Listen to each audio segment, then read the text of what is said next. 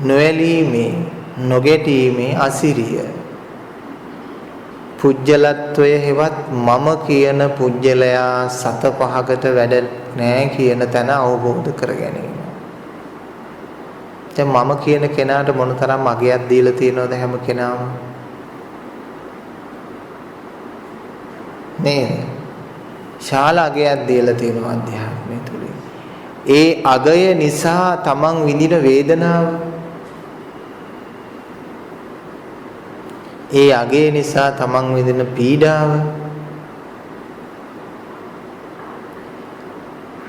හරි ඒ අගයක් දුන්න කියමුකෝ, කමක් නැහැ. ඇත්තටම යථාර්ථවාදී මමෙක්ෝ ඒ මමට අගයක් තිබෙනවාද කියන ප්‍රශ්නයයි අපිට ඉතුරු වෙන්නේ. මගේ කියලා මමේ කියලා හිතන්න ඕන සැබවින්ම මගේ වන සැබවින්ම මම වන කාරණා පමණයි. මම ඔබට කියන්නේ ඔබට අයිති දේවල් පමණක් ඔබ ළඟ තබාගෙන අන් සියල්ල ඔබ අත්හරින්න. ඔබට අයිති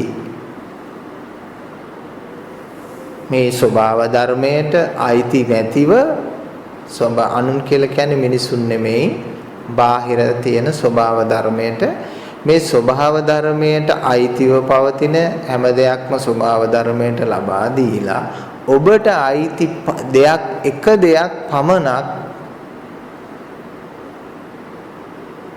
මතකයට අරගෙන ප්‍රකාශ කරන්න හැකියි.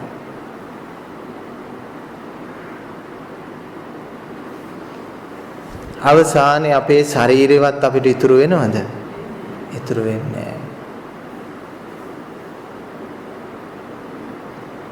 නැහැ. නියපොත්ත, කෙස් ගහ,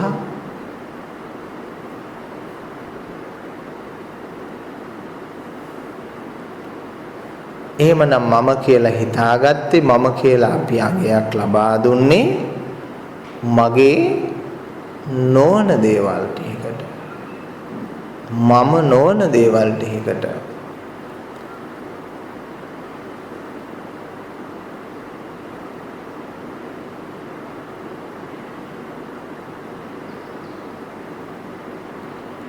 මේක අවබෝධ කරගත්තොත් පින්නතුනේ සැහැල්ලුවෙන් ඔබ කරන හැම කාර්යයක්ම කරන්න පුළුවන්.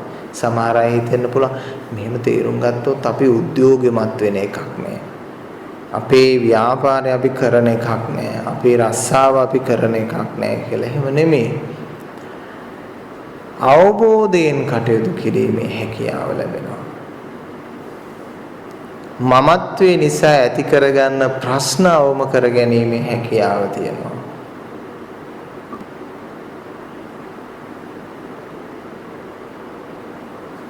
නේද? ගොඩාක් වෙලාවට සිද්ධ වෙන්නේ අනවශ්‍ය ප්‍රශ්නයක් හදාගෙන ඒකට පිළියම් කර කර ඉන්න එක නම් ජීවිතය කියලා කියන්නේ. ඒක එච්චර වටිනා කියන දෙයක් නෙමෙයිනේ.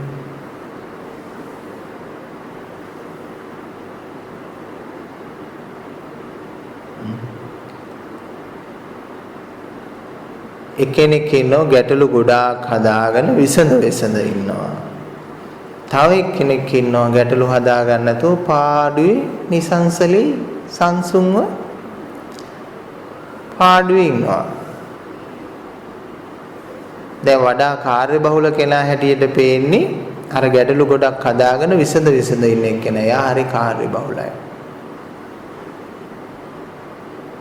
අර නිකන් ඉන්න කෙනාව පේන්නේ කාර්යබහුල නැහැ, නිකන් ඉන්නවා කියලා.